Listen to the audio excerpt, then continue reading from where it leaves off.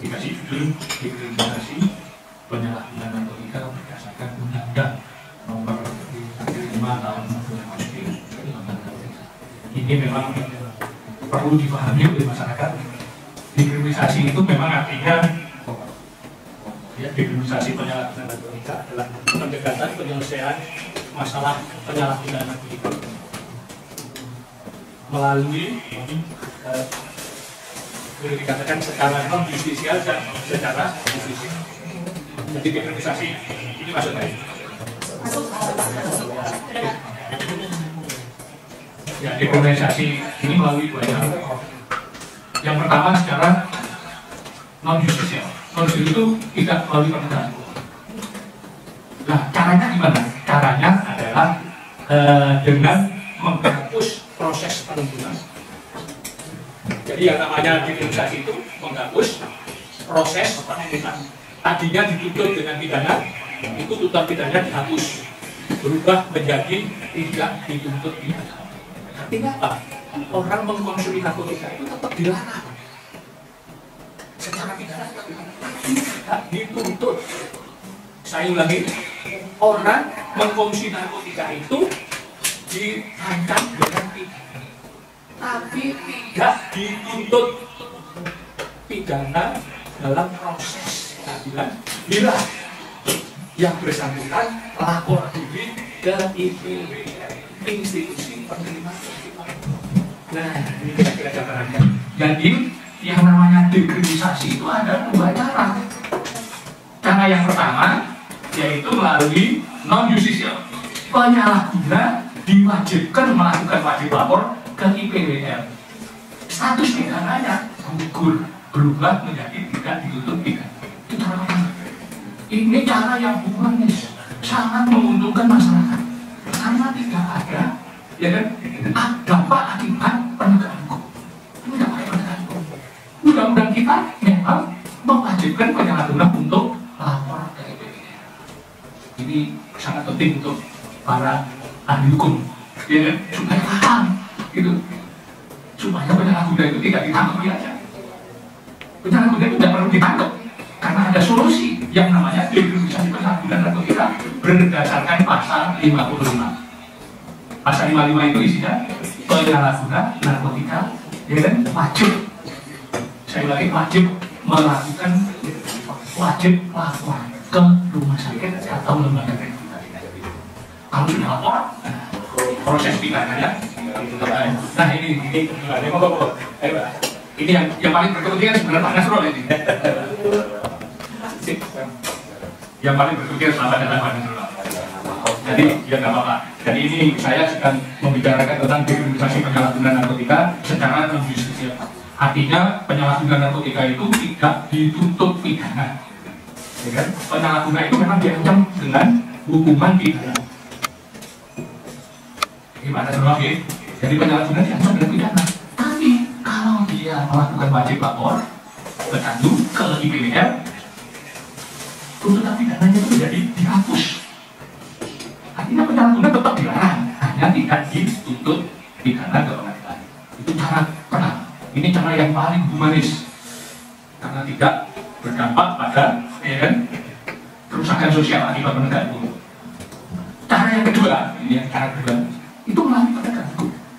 Tapi penegak hukumnya bersifat rehabilitatif.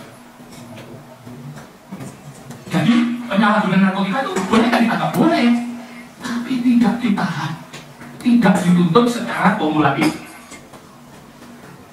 Penyalahguna itu hanya dituntut, ada diancam satu pasal, yaitu pasal 127 ayat 1 saja.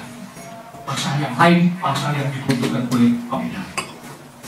Pengedar itu ada 16 pasal. Pasal 111 sampai 126 itu 16 pasal. Semuanya untuk pengedar. Ada yang pengedar, ya kan, perannya sebagai pedagang narkotika, ada pengedar yang perannya sebagai pedagang perantara, ada pengedar yang perannya sebagai produsen, importir, eksportir. Ini jadi khusus untuk penyalahgunaan narkotika begitu sendiri hanya dituntut dalam pasal 127 ayat 1 pasal. Oleh karena itu, secara yuridis, penuntutan terhadap penyalahgunaan itu hanya tuntutan dengan dakwaan. Nah, kalau didakwa dengan pasal 127, penyalahgunaan itu tidak dapat dimakan. Makanya dilakukan dekriminalisasi. Harus ditempatkan di lembaga rehabilitasi milik pemerintah.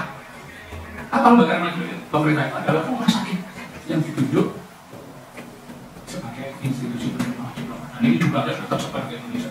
Yang kedua, lembaga rehabilitasi milik pemerintah. Karena ini berupa perintah undang-undang, maka kalau menjalani rehabilitasi itu gratis. Begitu ditangkap di tempat lembaga rehabilitasi, tidak ada. Ini gambaran daripada permasalahan. Nah, ada dua cara tadi. Ya. Yang pertama tadi dituntut non justisial itu hukumannya yang didekriminalisasi. Jadi tidak dihukum pidana, tapi dihukum menjalani rehabilitasi atas putusan hakim. Ada pasal, ada, sudah ada diatur dalam pasal 103. Hakim yang memeriksa perkara tertentu, di situ dapat di sini bukan suka-suka hakim, bukan fakultatif, tapi ini adalah kewenangan rehabilitasi. Hakim dapat memutus yang bersangkutan menjalani rehabilitasi jika terbukti bersalah. Kalau tidak terbukti bersalah, hakim wajib juga menetapkan yang bersangkutan menjalani rehabilitasi. Artinya salah, tidak salah, penyalahgunaan narkotika itu hukuman rehabilitasi. Saya di dalam paparan saya, ya kan, penyalahguna itu tidak akan pernah masuk penjara berdasarkan undang-undang narkotika. Nah, ini gambaran. Nanti boleh tanya. Ini gambaran ini ya. Ini apa namanya? Itu moderator. Kita dipaksa gitu. Jadi begitu. Jadi penyalahgunaan itu secara non judicial maupun secara judicial tidak pernah menghubungi penjara. Kemudian katakan satu lagi. Kalau tidak secara judicial tidak ditangkap, itu orang tua atau yang bersangkutan diwajibkan untuk lapor. IPWL sudah tersebar seluruh Indonesia ya, untuk melakukan wajib lapor. Habis itu status pidana gugur, berubah tidak dituntut pidana. Kalau lapor, kalau tidak lapor, artinya apa? Gugur penuntutannya, meskipun dia kesalahan kriminal. Ini kan khusus undang-undang narkotika kita yang jarang dipahami oleh masyarakat. Kenapa? Karena undang-undang narkotika tidak diajarkan di sekolah hukum sejak Indonesia berundang-undang narkotika. Ayo siapa yang terakhir dari sarjana hukum yang paling terakhir dari saya? Saya dosen S1, nggak ada mata kuliah hukum narkotika. Mungkin Pak Nasrul juga dosen. Nggak ada mata kuliah, aku nggak ada. Artinya apa? Lulusan sarjana hukum minus hukum narkotika. Bisa jadi tidak ngerti ada dekriminalisasi penyalahgunaan narkotika, yang artinya tidak dituduh kriminal dan tidak dihukum.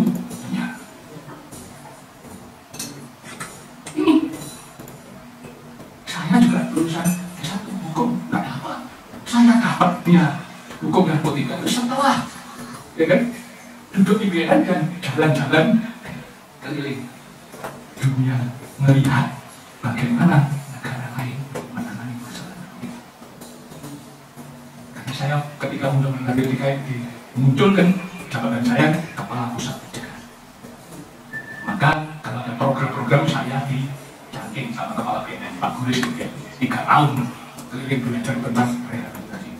Ini saya pastikan mengunjungi My Farm Foundation, mengunjungi tempat rehabilitasi yang tadi. Ini gambaran. Baru saya paham bahwa penyalahgunaan narkotika itu didekriminalisasi. Memang diancam pidana benar, tapi tidak dituntut pidana dan tidak dihukum penjara. Ini kan dan ada itu ada di dalam undang-undang narkotika. Permasalahan undang-undangnya jelas, tetapi yang membaca undang-undang narkotika itu hanya secara pidana berdasarkan pidana umum. Padahal undang-undang narkotika itu isinya ada tiga. Pertama hukum kesehatan, ya, yang kedua hukum pidana, yang ketiga hukum internasional. Ingat, undang-undang narkotika bukan hukum pidana saja, tapi sumber hukumnya adalah masalah kesehatan. Ya, pidana dan hukum internasional. ini kekuasaan ya, akhirnya kita kaget. Begitu penyalahgunaan hukum bencana, langsung lepas overkapasitas. Overkapasitas itu ada sekarang, sejak tahun 97. 97, Undang-Undang Narkotika nomor 22 tahun 97 mulai itu hakim membencanakan penyalahgunaan. Diubah menjadi Undang-Undang nomor 35 tahun 2009 tetap dibencanakan. Boleh yang katakan, Pak Nasrullah, ya kan? Overkapasitas itu bukan dari sekarang. Sejak 3 periode, kamu tidak ada sama saya, kamu juga overkapasitas. Meskipun pemerintah membuat program, macam-macam program, makanya sampai hari ini masih overkapasitas 100%. Dan itu Menteri Hukum dan HAM menyebut sebagai keanehan. Aneh, lantas overkapasitas 100%. Tapi kita diam. Masalahnya, kalau nggak percaya lihat di lapas diteliti satu-satu. Di sana pasalnya pasal pengedar, tapi faktanya ada dihukum penyalahgunaan. Faktanya dihukum pasal 111, 112, 114, tapi beritanya dia hanya membawa memiliki narkotika untuk dikonsumsi dan jumlahnya sangat bagus. Kalau membawa narkotika jumlahnya 1 on terus mengaku penyalahgunaan ya ibu. Di sana itu 0,0. Barang bukti yang sisa pakai. Atau welo-welo kalau penyalahgunaan narkotika. Barang buktinya itu sisa pakai 0, sekian, 0, sekian. Tetap aja. Barang buktinya kadang-kadang ngerik di dibohongin oleh hakim dihukum penjara. Lapas masih penuh. Kenapa lapas penuh dihukum penjara? Apa karena saksa penuntut umum menjadi sangat tinggi untuk menahan dan menjara. Ada itu bertentangan dengan undang-undang. Oleh karena itu kita tidak boleh saya sudah pensiun 7 tahun kan. Ketika jadi kepala BNN juga berjuang mati-matian tapi belum berhasil. Saya bukan kepala BNN yang berhasil. Kepala BNN berhasil itu kalau penyalahgunaan tidak dipunya, dipaksa menjalani rehabilitasi supaya sembuh, supaya pulih, supaya bisa reintegrasi sosial kembali ke masyarakat, supaya tidak melakukan tindakan berulang. Jadi sekarang ini masalahnya ada orang yang sudah berulang kali sampai 6 kali dihukum penjara. Nah, panas bro, masih salah ini. Masa dihukum 6 kali berturut-turut? Ya. Sebagai residivis dan aku dah. Ya kan? Gambarnya. Makanya kita harus merubah paradigma. Jangan menggunakan paradigma pidana hukum. Hukum narkotika kita itu undang-undang narkotika kita yang berlaku sekarang. Paradigmanya paradigma gabungan antara kesehatan pidana dan hukum internasional. Ini yang harus dipahami. Mana yang harus didulukan oleh penegak hukum?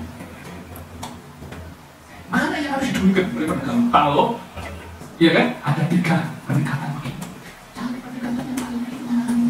Penegak hukum itu dalam sistem undang-undang narkotika, hukumnya wajib membantu tersangka. Saya ulangi lagi, penegak hukum wajib membantu tersangka. Penyalahgunaan tersangka itulah konsep rehabilitatif justice, keadilan rehabilitasi, ya keadilan rehabilitatif.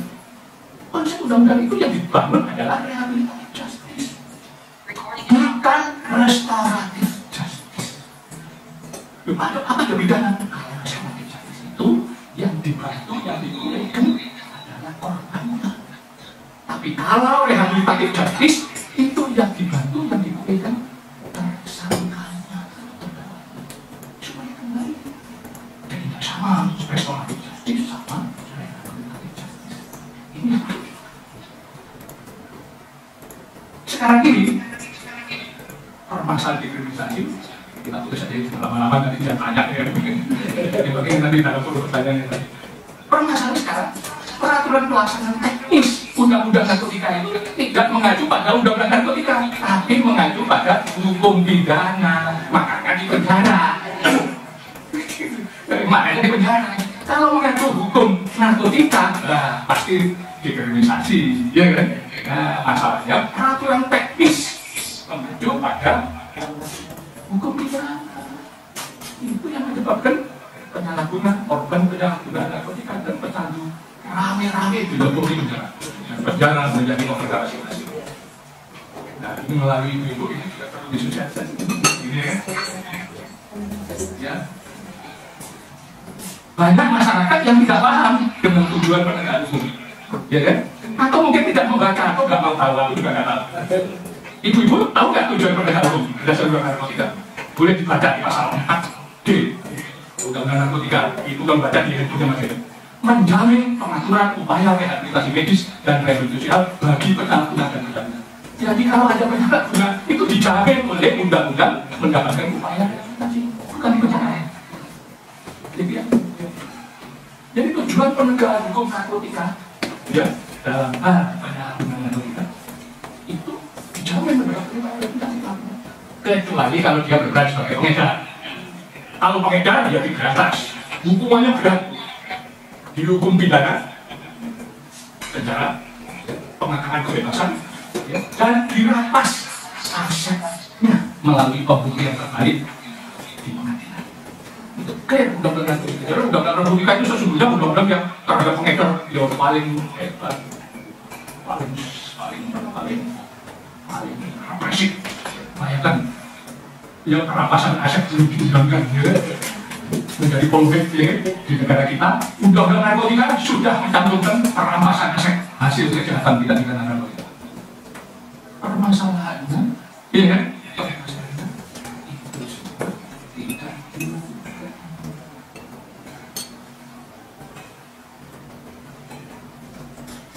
Dan dekriminalisasi juga tidak disosialisasikan. Yang disosialisasikan, wah, iya kan? Dalam juga kasus apa studi kasus itu lah itu kayak tersangka beneran, padahal itu mestinya ditangani secara humanis.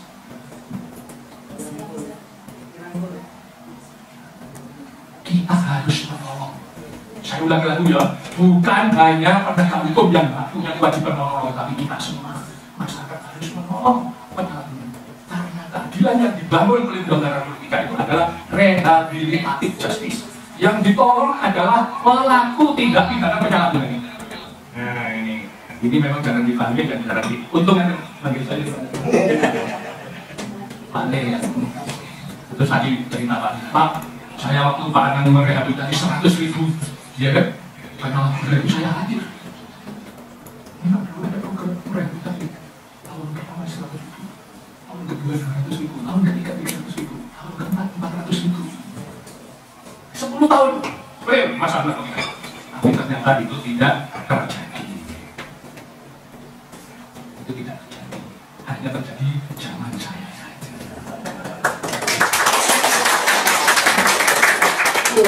Kita memperjuangkan memang penyalahgunaan itu tidak negara dan direhabilitasinya gratis, ditanggung oleh negara. Dan itu negara berkepentingan. Kalau penyalahgunaan itu semua boleh tidak menggunakan narkotika lagi, negara tidak bisa berkepentingan. Jadi kalau terjadi peredaran di Aceh, itu karena demandnya tidak direhabilitasi, dibiarkan, bahkan di penjara, maka di penjara atau konsumsi narkotika. Di tempat itu ada yang berkepentingan. Ada bahkan anak-anak itu masih bisa transaksi di dalam. Ya bisa. Karena saya melihat sendiri karena peredaran jelas. Makanya kalau penjara, penyalahgunaan dimasukkan penjara, itu penjara menjadi pasar gelap yang aman. Padahal kita kalau masuk bisa semua. Tapi kita kan narkoba sama kalau bisa Bu, karena itu masuknya secara berita. saya masuk Pak, bisa semua sama kita saya. Sampai kue yang saya bawa ke anak-anak itu kadang-kadang kasihan ya Pak ya. Dibuka kuenya tuh diacak-acak. Tapi kenapa narkoba masuk? Itu yang saya sampai Saya itu masukkan secara gelap, tidak kasat mata dan tidak bisa yang dideteksi dengan instrumen ya. Loh, gitu loh Bu. Peredaran narkotika itu. Jadi kalau diawasi di pos masuk sendiri nggak tahu. Beda Pak, Beda saya itu. Nah, itu ceritanya. Jadi sekaligus pertanyaannya Pak. Siapa yang Pak? Jadi pertanyaan menjawab. Jadi kalau penyalahguna, ya kan, tidak direhabilitasi, maka supply-nya menjadi ajak. Kalau tadi disebutkan supply-nya dari Taiwan. mendatang transnational crime. Begitu demandnya di Aceh banyak, maka negara lain akan mengisi sebagai sekolah ekonomi. Dan itu yang jadi masalah. Makanya negara ini kalau ingin pengedarannya ada, bangkrut atau turun, maka satu-satunya jalan di mana harus disembuhkan, dipulihkan supaya dia tidak mengulangi perbuatan. Itu hukum narkotika berbeda dengan pidana umum. Kalau pidana umum di penjara biar jerah, bahasa Jawanya kapok, dengan penyalahguna di penjara sama dengan itu menyiapkan mereka pasar baru di penjara. Ibu boleh tanya semua penyalahguna di penjara, pasti akan mengkonsumsi penjara. Kalau tidak, mereka akan mengalami sakau. Ibu pasti apa salahnya? Sakau itu, ya kan, sakit akibat narkotikanya diputus, ya kan? Kalau tidak ada narkotika masuk dalam penjara, ya maka dia akan mengalami sakau di dalam penjara. Dan itu sangat menyakitkan. Nah, ibu apa tadi? Nah, tahu nggak ini? Seorang dokter pasti tahu sakau. Itu sebabnya mereka secara gelap mengkonsumsi di dalam penjara. Kenapa nggak direhab? Nah, karena memang penegak hukum kita salah dalam menerapkan yang tadi saya bilang, ya tidak dikriminalisasi, baik melalui non justisial maupun justisial, karena seorang penyalahguna itu kan tidak pernah menghuni penjara. Mestinya mereka merawat di rumah sakit, ya, atau di lembaga secara gratis. Kalau membayar, itu ada pihak lain yang menyelewengkan supaya direhabilitasi di tempat swasta. Kalau swasta pasti bayar, tapi kalau di rumah sakit milik Kementerian Kesehatan pasti gratis. Di lembaga rehabilitasi milik BNN atau milik Kementerian Kesehatan, Kementerian Sosial pasti gratis. Ya, kalau di tempat swasta itu bayar. Ya, ya. Jangan sampai diberi itu. Iya, ya. Nah, ini pertanyaan itu. Saya kira itu ya. Saya kira maksudnya sudah. Ya, itu. Jadi kenapa Aceh itu menjadi sasaran perdagangan gelap narkotika? Karena di Aceh orang yang mengkonsumsi narkotika tidak direhabilitasi. Jadi kalau nggak direhabilitasi, mereka akan terus menerus. Meskipun di penjara, dia akan mengkonsumsi. Meskipun nanti keluar dari penjara, tetap akan mengkonsumsi. Itu permasalahannya. Jadi kalau tidak disembuhkan, jangan dikira terus. Kalau seorang itu nanya pada kamu kapok ya, saya sudah mencoba, saya tobat. Tidak akan, karena pecandu itu obatnya kelas berat, kelas satu. Kalau saya kapok, saya tobat, nyari narkotika. Karena itu kebutuhan fisik dan psikisnya dia. Jadi makanya itu kalau ketemu anaknya, atau ketemu familinya, atau tetangganya, langkah pertama harus direhabilitasi. Rehabilitasi sesungguhnya tidak sulit-sulit amat. Ibu jaga ya anak-anak sih selama 2 minggu di rumah, dia masih nggak boleh kemana-mana, pasti dia kelimpungan, ya kan? Buat dia kan aja, pegang aja, pergi nggak boleh berjalan dari ibu, kemudian dikasih pengaran setelah itu, apalagi ibu yang psikolog ya, memberikan advis-advis, setelah 2 minggu, dia bisa sembuh, bisa advis, dan bisnisnya sembuh, maka dia yakin tidak akan menang. Betul loh? Jadi orang memberhentikan pertarungan bukan cara di penjara, bukan cara di isolasi.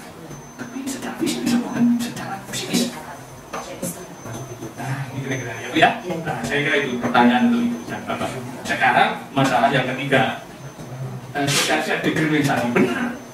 Apa yang disampaikan? Juga saya, juga saya dia angkatan 86, saya 82 jadi saya 4 tahun di atasnya. Ya apa yang disampaikan itu rehabilitasi itu bisa saya sampaikan sejak saya jadi kepala BNN. Wajib kita membantah gitu Pak. Iya, yang dibantah pasti nggak mau. Ya kan? Ada mekanisme hukum namanya peraturan dengan benar. Nah, itu mekanisme itu tidak pernah digunakan. Tanya Pak sama Pak, apa namanya? Bukan. Arifin. Pak Arifin. Ya tadi ya, saya itu sudah 20 tahun lebih nggak pernah dengar itu membantah ya kan? Itu pakai mulut masuk blog gitu. Dihukum penjara bertahun-tahun gitu. Bener, pakai bener ya? Pernah nggak dengar kalau benar di peradilan itu dimasukkan dalam salah? Saya rasa kalau pun ada pihak gratis hakim tunggal ya. Iya, unta udah tinggal akhirnya. Enggak diserang, Enggak. tapi seharusnya itu harus Iya, hukum kok. Ini karena hukum ada adu argumen, namanya proses pra peradilan itu ada antara pengacara dan jaksa yang menuntut.